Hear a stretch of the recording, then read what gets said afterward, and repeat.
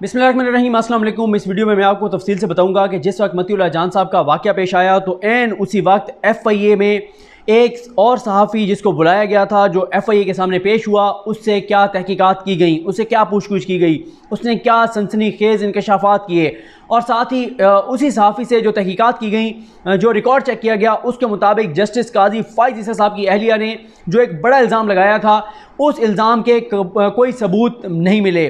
हुआ ये कि जब ये सारा मामला हुआ मतीउल्लाह जान साहब वाला परसों, उस वक्त ये हुआ कि एन उसी वक्त एक और सहाफ़ी जिसका नाम वहीद डोगर है, वहीद डोगर वो सहाफ़ी है जिसने जस्टिस काजी फ़ाइज़ ईसा के ख़िलाफ़ दरख्वास्त एसिड रिकवरी यूनिट को दी थी। वहीद डोगर की दरख्वास्त पर ही एसिड रिकवरी यूनिट ने तहकीकात का आगाज़ किया और उन्हीं की उसी वहीद डोगर की दरख्वास्त पर, उसी की शिकायत पर जो मवाद इकट्ठा किया गया, जो मालूमात इकट्ठी की गई, उसकी बुनियाद पर जस्टिस काजी फ़ाइज़ ईसा के ख़िलाफ़ सदारती रेफरेंस जो है वो दायर किया गया था। सदर पाकिस्तान के सामने जब ये सारा मटीरियल गया तो सदर पाकिस्तान ने वो उसके बाद रेफरेंस जो है वो सुप्रीम जुडिशल कौंसिल को भेज दिया। सुप्रीम जुडिशल कौंसिल ने उस पर शो कॉज नोटिस जारी कर दिया और उस नोटिस के बाद काजी फ़ाइज़ ईसा साहब ने उस सदारती रेफरेंस को सुप्रीम कोर्ट में चैलेंज किया। सुप्रीम कोर्ट ने उस रेफरेंस को कलअदम करार दे दिया, शो कॉज नोटिस भी कलअदम करार दे दिया। लेकिन जो सवाल था कि पैसा कमाया कैसे, भिजवाया कैसे, मनी ट्रेल, और ये सारा मामला FBR को भेज दिया और FBR से अब वो मामला सुप्रीम जुडिशल कौंसिल को जाना है। ये जो उसके बाद फिर आपने देखा कि अचानक क्या हुआ कि जो आगा इफ्तिखारुद्दीन मिर्ज़ा हैं, उनका एक वीडियो क्लिप सामने आता है। उसकी बुनियाद पर काजी फ़ाइज़ साहब की अहलिया जो हैं वो FIR के लिए दरख्वास्त देती हैं। FIR दर्ज करने की बजाय पुलिस ने ये मामला FIA को भेज दिया। FIA ने साइबर क्राइम और फिर इंसदाद दहशतगर्दी के जो दफ़ात हैं उनके तहत जो है वो FIR दर्ज की और उसके बाद आगा इफ्तिखारुद्दीन मिर्ज़ा साहब को गिरफ़्तार किया गया। जो काजी फ़ाइज़ साहब की अहलिया हैं, उन्होंने पहले जब FIR के लिए दरख्वास्त दी उसमें भी उन्होंने ISI का जिक्र किया, वही डोगर का जिक्र किया, बैरिस्टर शहजाद अकबर साहब का जिक्र किया और उसके बाद उन्होंने सुप्रीम कोर्ट को एक बयान हल्फी दिया, जिस बयान हल्फी का मैं आपको अपनी वीडियो में परसों अपनी वीडियो में तफसील से बता चुका हूँ कि उस जो उनका बयान हल्फी था उसमें उन्होंने क्या इल्ज़ामात लगाए थे। उन इल्ज़ामात के तहत जिसमें उनका ये ख्याल था कि वही डोगर जो है वो उसके खिलाफ भी तहकीकात की जाएँ। ये जो आगा इफ्तिखारुद्दीन मिर्ज़ा साहब हैं, ये इनके पीछे भी वही डोगर और वही डोगर और वो लोग हो सकते हैं जो कि फिर वही डोगर के पीछे हैं, जो बकौल फ़ाइज़ ईसा साहब की अहलिया के फ़ाइज़ ईसा साहब को सुप्रीम कोर्ट से निकलवाना चाहते हैं और निकालना चाहते हैं। तो जब वही डोगर को तलब किया गया, वही डोगर वहाँ पर मौजूद थे और यही वजह है, जैसे मैंने आपको कहा कि अपनी एक वीडियो में, कि मुझे पहले जब पता चला कि मतीउल्लाह जान साहब को किसी ने गिरफ़्तार कर लिया है तो मेरे जहन में यही आया कि उनको FIA ने गिरफ़्तार किया होगा, क्योंकि सुप्रीम कोर्ट इस पर आज को नोटिस ले चुकी है उनकी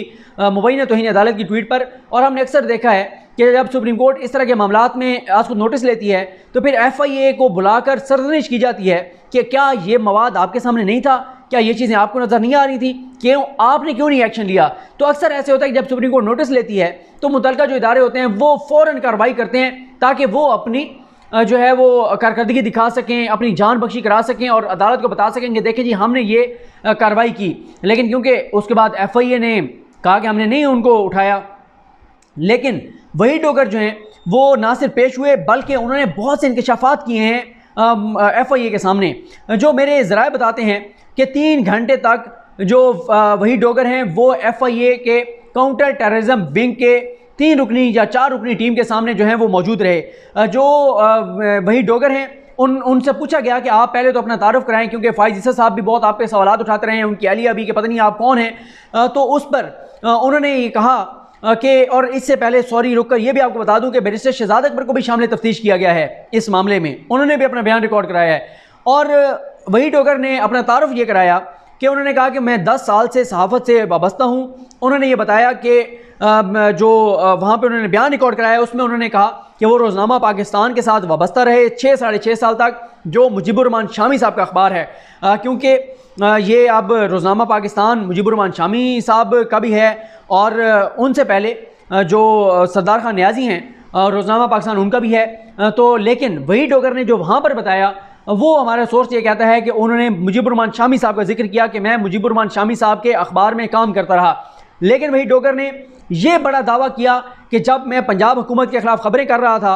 तो मुझे मुजीबुर शामी साहब के अखबार से निकाल दिया गया। उस वक्त नून लीग की हुकूमत थी और वही डोगर ये दावा कर रहे हैं कि उन्होंने जब पंजाब हुकूमत की दाखिली सियासत पर, पंजाब हुकूमत के जो करप्शन थी उसके ऊपर खबरें करना शुरू की तो उनको उस अखबार से निकाल दिया गया। उसके बाद वही डोगर ने अपना सारा बताया कि वो कहाँ कहाँ काम करते रहे। उन्होंने ये भी बताया कि वो बहुत सारे बड़े बड़े स्कैंडल्स उन्होंने ब्रेक किए और उनका ये भी दावा है कि जो स्कैंडल उन्होंने ब्रेक किए उसके बाद वही स्कैंडल डॉन अखबार ने और दीगर अखबारात ने उनको कवरेज दी और अपने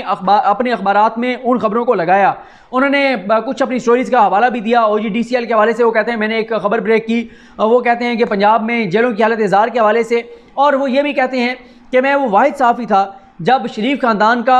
एहतसाब अदालत में ट्रायल जारी था, तो मैं वो वाहिद सहाफ़ी था जिसने उसको जो है वो गैर जानिबदाराना तौर पर उस ट्रायल को कवर किया।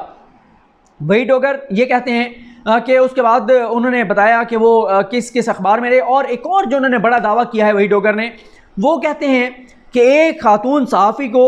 जहर देकर मारा गया, कत्ल किया गया, और उसमें वो ये कहते हैं कि उसको बचाने के लिए बड़े बड़े सहाफ़ियों ने अपना किरदार अदा किया। और उन्होंने ये भी वहाँ पर इंकशाफ किया और दावा किया और इल्ज़ाम लगाया कि उन सहाफ़ियों में से किसी ने कुछ पैसे भी बैरून मुल्क ट्रांसफ़र किए। अब इस पर हम मज़ीद तहकीकात करेंगे कि वो किस कत्ल की तरफ उनका इशारा था, कौन से वो सहाफ़ी थे जिनके जो है वो वही डोगर के मुताबिक जिन्होंने कवर अप किया और जिन्होंने जो है इस सारे मामले को में फैसिलिटेट किया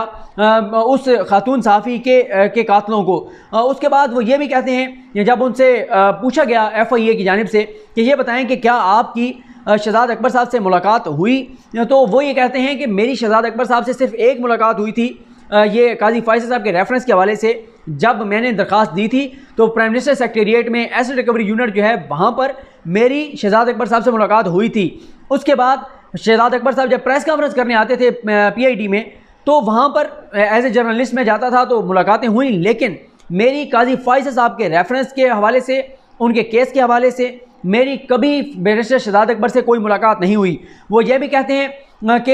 यह मामला क्योंकि सब जुडिस है, अभी तफसीली फ़ैसला आना है, तो इसलिए मैं काजी फैसल साहब के केस पे मज़ीद बात नहीं करूँगा। वो ये एक और उन्होंने इल्ज़ाम लगाया है जो वहीद डोगर हैं उन्होंने, कि काजी फैसल साहब के ख़िलाफ़ क्योंकि उन्होंने शिकायत की थी जो उनके असासे और जायदादों के हवाले से, उनके बच्चों के असासे और जायदादों के हवाले से, तो उसके बाद जो वही डोगर हैं वो ये कहते हैं कि उनको धमकियाँ मिली, उनको और उनकी फैमिली को जो है वो धमकियाँ दी गई, संगीन नताइज की धमकियाँ दी गई। अब जहाँ पे काजी फैसल साहब की अहलिया और वो वही डोगर पर इल्ज़ाम लगाते हैं, वहीं पे वही डोगर का भी ये दावा आ गया है कि उसको भी थ्रेट्स मिले, तो अब इसकी भी बहरहाल तहकीकात होनी चाहिए कि एक सहाफ़ी जिसने शिकायत की उसको कौन था जो कि धमकियाँ दे रहा था। ज़रा ये भी बताते हैं कि वहाँ पर मलिक रियाज का भी जिक्र हुआ, वहाँ पे मीर शकील रहमान का भी जिक्र हुआ, वहाँ पे अहमद नूरानी के हवाले से ख़बर का भी जिक्र हुआ। अब इसमें हम मज़ीद तहकीक करेंगे कि मलिक रियाज का वहाँ पे जिक्र किस तनाजुर में हुआ, मीर शकील रहमान का जिक्र क्यों हुआ, अहमद नूरानी का क्या मामला था, और इस हवाले से भी मुकम्मल चीज़ें देखेंगे। इसके अलावा वो ये कहते हैं, वही डोगर से जब ये पूछा गया कि आप क्या आगा इफ्तिखारुद्दीन मिर्ज़ा साहब को जानते हैं, तो उन्होंने कहा जी मैं आगा इफ्तिखारुद्दीन मिर्ज़ा को नहीं जानता। वो ये कहते हैं कि मैं आगा इफ्तिखारुद्दीन मिर्ज़ा से कभी नहीं मिला। वो ये भी कहते हैं कि आगा इफ्तिखारुद्दीन मिर्ज़ा का वो जो वीडियो क्लिप था जब वो बोल के एक ग्रुप में, जो कि ऑफिशियल ग्रुप था बोल का, ये क्योंकि हमारे यहाँ जो चैनल्स होते हैं उनके व्हाट्सएप ग्रुप्स होते हैं हर ब्यूरो के हेड ऑफिस के साथ, ब्यूरोज़ के, उनमें हर रिपोर्टर अपनी अपनी खबर भेज रहा होता है। वो ये कहते हैं कि जब उस ग्रुप के अंदर वीडियो क्लिप आया तो मैंने पहली मरतबा आगा इफ्तिखारुद्दीन मिर्ज़ा का ये क्लिप बोल के उस व्हाट्सएप ग्रुप में सुना था और देखा था। इससे पहले मुझे इस क्लिप का नहीं पता था। वही डोगर से जो मज़ीद सवालात पूछे गए और जो रिकॉर्ड निकाला गया है आगा इफ्तिखारुद्दीन मिर्ज़ा की कॉल्स का जो फोरेंसिक किया गया है, उसमें कहीं पे भी वही डोगर के साथ उनका राब्ता साबित नहीं हुआ। इससे जस्टिस काजी फैसल साहब की अहलिया का वो जो बड़ा इल्ज़ाम था, जो उनका दावा था, जो उनका तासुर था कि शायद आगा इफ्तिखारुद्दीन मिर्ज़ा का राब्ता जो है वो इनके साथ वही डोगर के साथ था, वही डोगर के पीछे कुछ लोग थे, तो ये दावा उनका बहरहाल जो है वो गलत साबित हो गया है। इस हवाले से आज सुप्रीम कोर्ट ऑफ पाकिस्तान में 1 बजे 3 रुकनी सुप्रीम कोर्ट का बेंच इस अहम केस की समाअत करेगा, जहाँ पे ये सारी रिपोर्ट जो है वो पेश की जाएगी और देखते हैं कि उस रिपोर्ट में और क्या कुछ होता है। लेकिन मैंने आपको बता दिया कि वही डोगर ने क्या बताया, और बाकी जहाँ तक एक खातून सहाफ़ी के कत्ल की बात है, कौन से सहाफ़ी उसका कवर अप कर रहे थे, और कौन से मीर शकील रहमान का जिक्र क्यों आया, अहमद नूरानी का जिक्र क्यों आया, मलिक रियाज का क्या किरदार था, इन तमाम चीज़ों पर भी मज़ीद तहकीक करके और आपके साथ शेयर करेंगे। मुझे अपनी दुआ में याद रखें। लेकिन एक बात और कह दूँ कि वही डोगर जिसने एक शिकायत की, उसके ख़िलाफ़ जिस तरह से इल्ज़ामात लगाए गए काजी फ़ायज़ा साहब की जानिब से, उनकी अहलिया की जानिब से, उनके हामियों की जानिब से, वो भी अफसोसनाक हैं। एक सहाफ़ी का काम है, उसके पास एक चीज़ आई, उसने दरख्वास्त दे दी, उसके ऊपर एक्शन हो गया, तो एडमिटेड फैक्ट है, आप मानते हैं कि आपके एहसास जदादें हैं, आपके बच्चों के एहसास जदादें हैं, या तो कोई झूठा इल्ज़ाम होता। जब आप खुद मान रहे हैं तो इसका मतलब है कि वही डोगर की जो मालूमात थी, उसकी जो शिकायत थी, उसकी शिकायत दुरुस्त थी, उसकी मालूमात दुरुस्त थी। अब बजाय वही डोगर पर इल्ज़ामात लगाने के, या जो भी वही डोगर की फैमिली को धमकियाँ दे रहा है, और इस चीज़ के करने की बजाय हर किसी को अपना जवाब देना चाहिए। मुझे अपनी दुआ में याद रखें। अल्लाह करीम हम सब का हामी नासिर हो। अल्लाह हाफ़िज़।